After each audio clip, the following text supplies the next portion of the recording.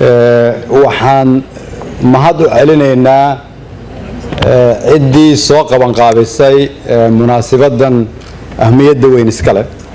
loogu yeero Saba Awards. waxaan ku bilaabi lahaa horta si aan ugu mahad celinno una hambalyeeyno ciddii caawa guuleysatay oo Sheekh Axmed Nuur ugu horeeyay inay halkan soo istaagto si ummadda Soomaaliyeed ay ula qaybsadaan farxadda. marka hore waxaan ku bilaabaynaa inaan u hambalyeeyno wiilashan gabdhaha Soomaaliyeed oo halkan caawa ku mutaystay abaalmarintan sharafna u soo hooyay dadka Soomaaliyeed meel walba ay joogaan. waxaan idin leenahay hambalyo. marka labaad waxaa sharaf ah oo aan rabaa shacabka Soomaaliyeed meel walba ay joogaan inaan u sheego inuu dalkeena ka jiro dhaqan ah in sanad walba marka uu dhamaado ay jiraan dad Soomaaliyeed oo isxilqaama oo baafo ugu horeeyo iyo shirkado Soomaaliyeed oo kharash ku bixiya in la isku dayo in la ogaado dadka Soomaaliyeed ee ganacsiga ama hufnaanta ama maamulka ugu wanaagsan dalka ka sameeyay in lagu tartamayo. waxaan u arkaa inay tahay astaan muujinaysa horumarka dalkeena uu ku tallaabsanayo. waxaa ka muuqday dad Soomaaliyeed halkan oo qaarkood aan aad u garanayo oo la og yahay kartidooda iyo hufnaantooda in marka Soomaalinimadu ay marayso in aqoonta lagu tartamo yaa shaqo wanaagsan dalka u qabtay yaa istaahila in la abaal mariyo in halkaas aan marayno ma aqaan wax kale oo aan ku macneeyo aan ahayn in ummadda Soomaaliyeed ay hore u socoto.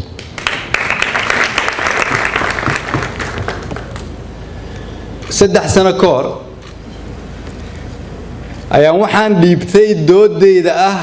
sida ay tahay aragtidayda ku aadan ganacsatada Soomaaliyeed. saddexda sano kadib wali waxaan taaganahay meeshii iyadii oo doodaydu ay ka sii culus tahay. doodaydu waxay tahay ganacsatada Soomaaliyeed waxay dalkan ka soo shaqeeyeen waqtigii aan ku jirnay dhibaatada ugu badnayd. waxay soo samata bixiyeen dalkan waxay dhaqaale ku abuureen iyadoo loo maraayo dhib laakiin waxay dhaliyeen iftiin kale iyadoo xuduudada xiran yihiin ayaan iyaga xuduuda ka xirnayn iyadoo colaad jirto ayaan iyaga colaad dhexdooda ka jirin iyadoo qabyaalad lagu shaqaysto ayay wax soo saar u ahaa dhaqankooda iyadoo la kala qoqoban yahay ayay diideen oo ay ka shaqeeyeen inay shaqaystaan. sababta hay-adihii kale ee dawliga ahaa ay u burbureen ku dhowaad 30 sano iyaguna sanad walba awoodoodu ay u soo badanaysay waxaan aaminsanahay in nidaamkooda iyo qaab dhaqankoodu haddii ay yihiin ganacsato rag iyo dumar uu ku dhisnaa nidaam ku salaysan is-aaminaad nidaam musuqmaasuq iyo tuugo ka madax bannaan nidaam aad qof lacag u dhiiban karto adigoon warqad ka qoran ama aan u geyn qareen waad seexanaysid habeenkii adigoon walwalayn in gabadhaas ama ninkaas Soomaaliyeed ood lacagta u dhiibatay aanu kaa dhacayn. waa dhaqan dunida meel kale aan ka jirin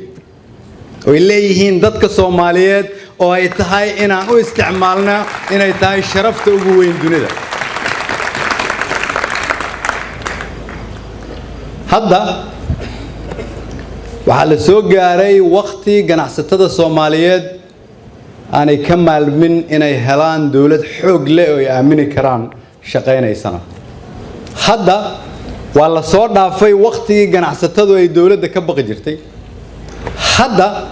waa la soo dhaafay waqtigii dawladda fahamkeedu uu liitay oo aanay fahmayn awoodda ay leedahay ganacsigu. in qof walba oo Soomaaliyeed oo ganacsada loo fududeeyo ganacsiga laga qaado caqabadaha hortiisa ama horteeda yaala loo fududeeyo wax walba u sahlaya si ganacsigiisu u bulaalo iyada ama isaguna ay canshuur u bixiso canshuurtaas la bixiyeyna iyadoo aamin ah loogu bixiyo adeeg laguna siiyo ummadda Soomaaliyeed waa sida kaliya oo dawladnimadeena ay ku horgeli karto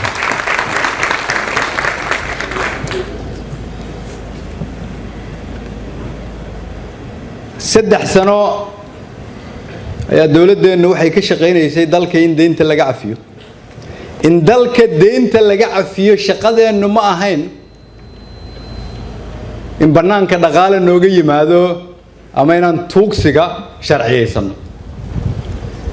in dalka deynta laga cafiyo macnaheedu waxa ay tahay in la ka hor wareejiyo caqabadihii ku hareersanaa ganacsatada Soomaaliyeed si ay u sii ganacsan karaan in dalka deynta laga cafiyo macnaheedu waxay tahay in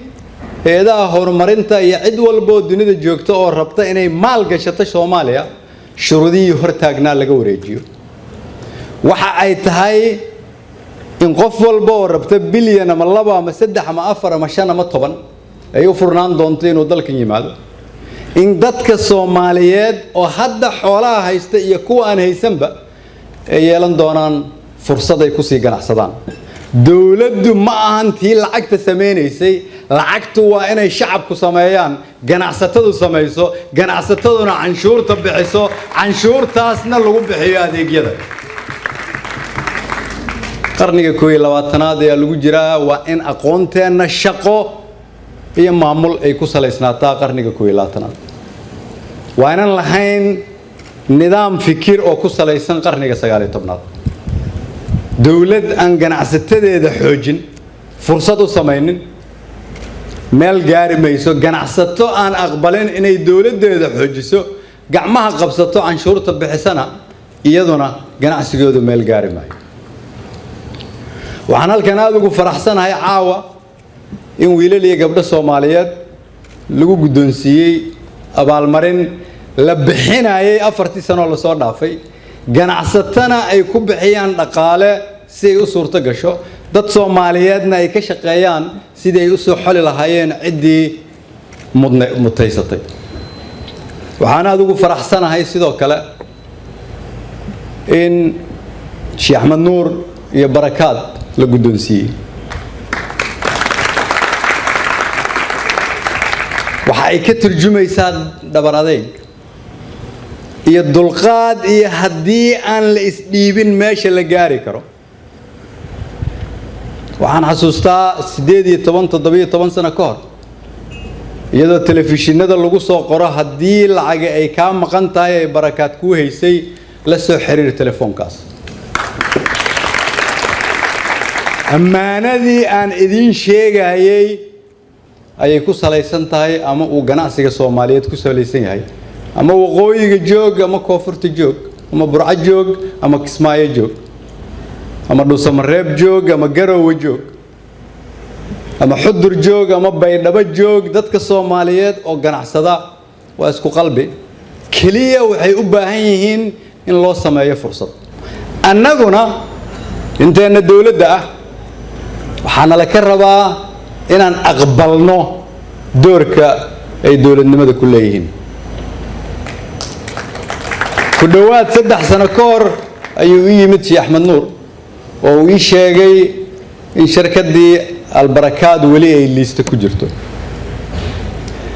3 sano ku dhawaad ayaa dawladdu kala shaqeynaysay mana wala shaqeynayn haba yaraatee inaan isaga wax ka helno waxaan uga la shaqeynaynay waxaan aaminsanahay inay tahay shaqadeen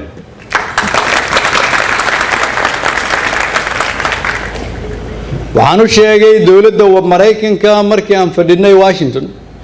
haddii ganacsatadeena marka ay dhibka ku jiraan intaan idaan nimaadno aanan idin dhihi karin ha laga qaado dhibka haddii aanan idin dhihi karin khalad baa lagu haystaa ee ha laga noqdo khaladka sidee bay iigu suurto galaysaa inaan intaan xamar ku noqdaan iraahdo waa inaad canshuurta kordhisaan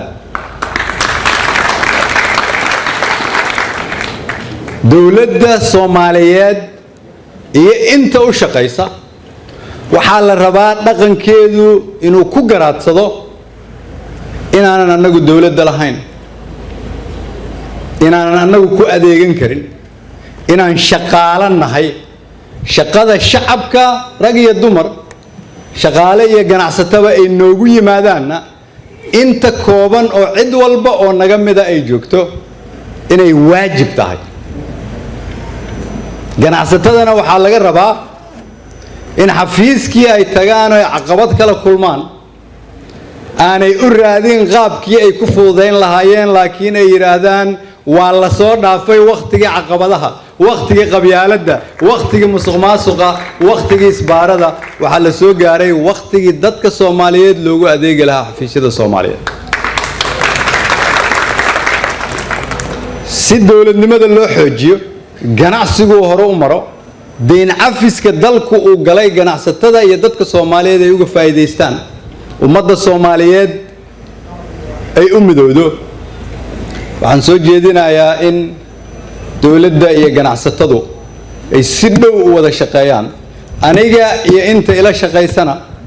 waxaan ballan qaadaynaa wax walba aan awoodno oo mas'uuliyadan ah inaan idin kala shaqeyno mar labaad waxaan leeyahay in walba oo halkan fadhida caawa oo ku guuleysatay inay hesho abaalmarin ay ku mutaysteen shaqadii ay soo qabteen waa u hambalyeynaya inta caawa